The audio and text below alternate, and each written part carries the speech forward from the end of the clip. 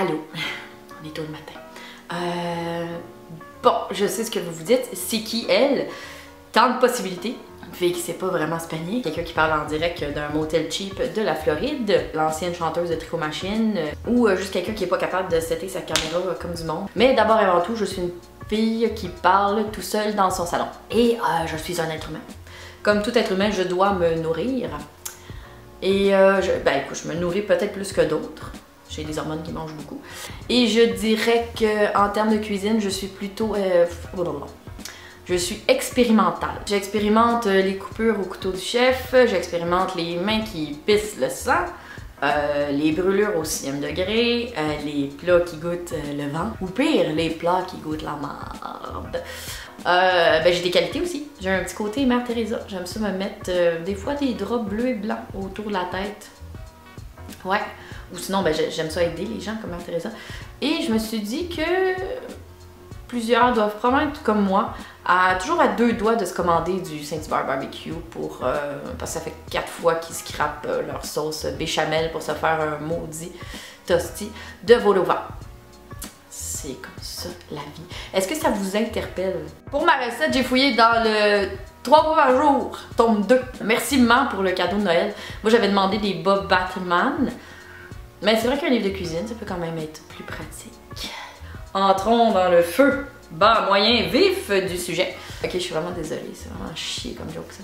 Kefta de betterave, sauce épicée, au yogourt et au mousse. Mousse. C'est écrit au mousse sur le truc. Ok, le titre il est long et est imposant, mais j'ai déjà vraiment vu pire. Ça, on appelle ça un grilled cheese. Alors, le rendement est de 16 à 20 unités dans le livre, je vous dirais facilement de 40 à 50 motons. Temps de préparation? 8 minutes. Non. 8 minutes. C'est comme le dernier Avengers, il n'y a pas de fin. C'est une infinie de possibilités. Temps de torchage. Bon, ça, c'est pas au livre, mais je dirais qu'à peu près personne qui va t'aider à ramasser tout le petit bordel que tu as fait dans ta cuisine. Puis, il n'y a personne non plus qui va jeter... les ustensiles de cuisine après utilisation. C'est pas très zéro déchet. Alors, je dirais un bon 4 heures. Non, je dirais un bon 2 heures. Je suis pas bonne avec le temps. Ça se congèle, à savoir si on a envie d'en manger, ça c'est une autre histoire. Donc, une boîte de haricots pinto, ça a même pas l'air bon. 2 betteraves de grosseur moyenne. Pour les betteraves, j'en avais pas des grosses dans mon épicerie de ghetto, alors je suis allée avec 5 petites. Aussi, j'avais mal lu la recette au départ et je m'enlignais pour mettre des betteraves crues dans le mélange, serait doublement goûter la swamp. Alors on les fout à 350 au four pendant 1 heure, emballés dans du papier d'aluminium. Je sais, c'est long. T'as le temps de te claquer 2 épisodes de Cormoran ou un seul des Filles de Caleb. Je suis à jour comme ça dans mes séries télé. Une demi-tasse de graines de tournesol, une demi de noix de Grenoble. S'il y en a qui se demandent comme moi, c'est quoi les noix de Grenoble, c'est ceux qui coûtent cher en tabarnak. 2 cuillères à soupe de moutarde à l'ancienne. Bon, la mienne traîne depuis 2 ans dans mon garde-manger. Fait que ça devrait être win-win. 2 gousses d'ail. Une demi de basilic, 2 cuillères à thé de poudre à pâte, une cuillère à thé de cumin broyé, une cuillère à thé de graines de coriandre broyées. Pour les épices broyées, vous pouvez faire ça cute, namasté, en y allant avec le pilon, puis le mortier, ramené de l'Inde il y a quelques années. Je vous le dis tout de suite, ça existe en poudre dans tous les grands magasins. Demi-tasse de farine, tout usage, donc tu peux tout faire avec ça. Plancher flottant, équitation, trampoline. Sel et poivre à ton goût, mon grand, c'est comme tu veux. Sérieusement, tu peux faire le mousse toi-même, mais si tu veux pas perdre tes belles années qui se profilent devant toi, je te conseille de juste l'acheter en magasin. C'est long, sinon, pour rien. Une tiers de tasse de crème sûre ou de yogourt nature. Une cuillère à soupe de sriracha. Si t'es comme moi et t'adores ça, je te conseille d'en mettre 4 tasses. Alors, les plus de cette recette-là, je les ai notés ici. Je suis tellement organisée. Ah, c'est plus impressionnant que 3 sacs de Doritos. C'est encore mieux si tu réussis ta recette. Au point, c'est santé! Bon, c'est frit. Non, c'est santé, il y a des légumes. Alors, moi, je buvais du café, c'est sûr, mais bon, pendant qu'on cuisine, pour aider à faire passer le mal, le temps, peut-être la douleur d'avoir raté ta recette, je conseille toujours de boire de la bière. Je vous conseille de boire une bonne bière, pas une bière qui goûte mauvais. Bon, moi, j'ai pris la Pit Caribou rousse, vous faites bien ce que vous voulez, mais je dirais que le budget va tout aller là-dedans. Boire, c'est vraiment un must pendant que tu cuisines. Ça évite la dépression. Dans un grand bol, combinez tous les ingrédients pour la sauce. Là, t'es en contrôle, tu fais le patron, tu te félicites, puis tu passes à l'autre étape. C'était ça.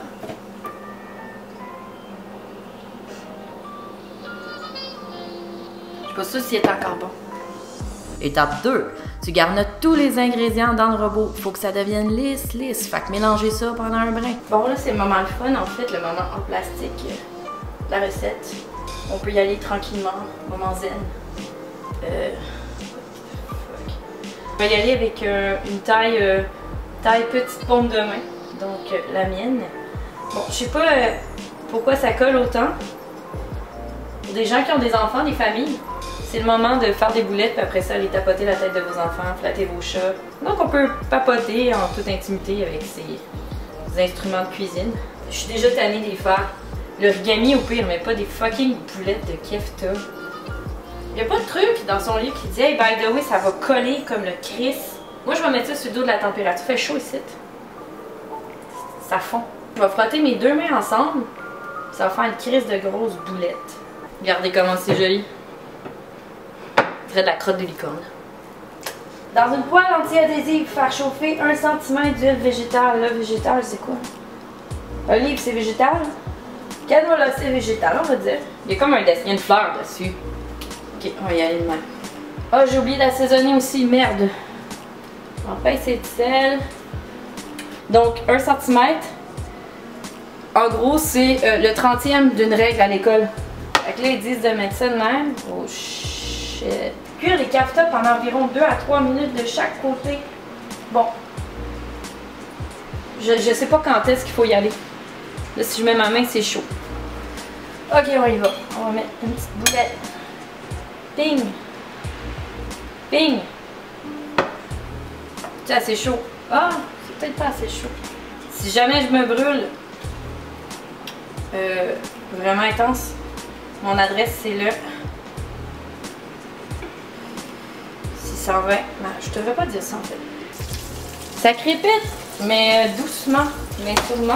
Là, je sais pas trop. Je trouve que ça a pas l'air de... Peut-être que mes boulettes sont trop grosses encore. Je vais comme les écraser à la cuillère. Ah! Aïe aïe! Ok, c'est là que ça commence à chier. Parce qu'on sait pas trop. Là, ils disent 2 à 3 minutes, mais je veux dire, qui calcule ça. Bon, tout ça est fait de façon...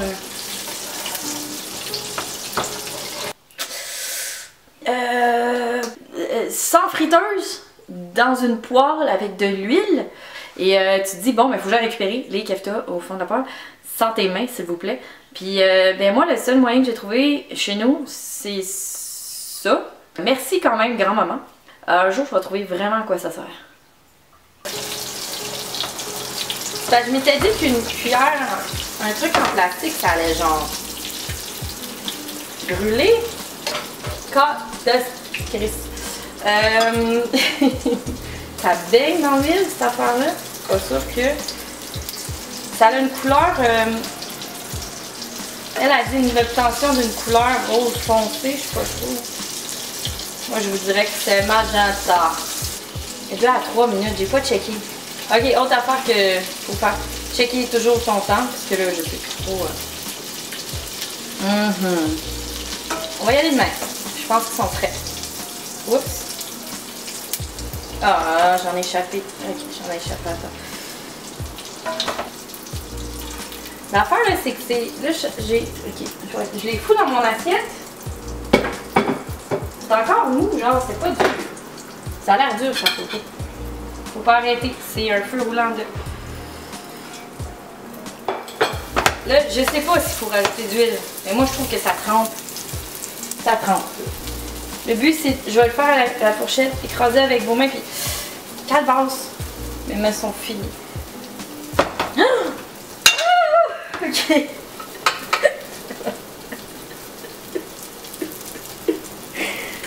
Faire attention avec les mouvements. Je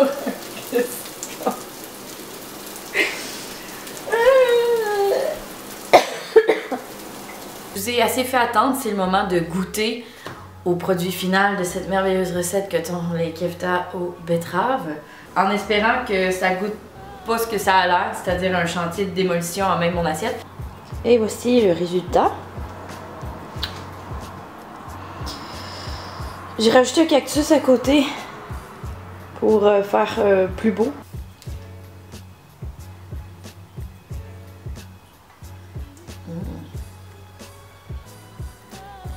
Eh bien, la vie est faite de plein de belles surprises. Celle-là, ça en est pas une bonne. Ça goûte vraiment pas bon.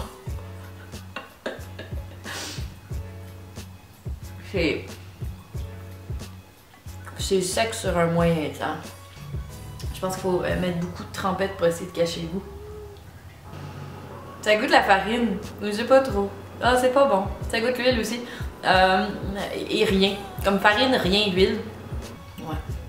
Le problème de tout ça, c'est que c'est vraiment pas vargeux comme résultat. Puis j'en ai fait pour quand même. En fait, j'ai pas calculé seulement pour moi, j'ai calculé pour. J'ai pas divisé ma recette. Fait que j'en ai beaucoup à manger comme ça. Merde. Bref, l'important c'est d'essayer, hein. C'est pratiquer.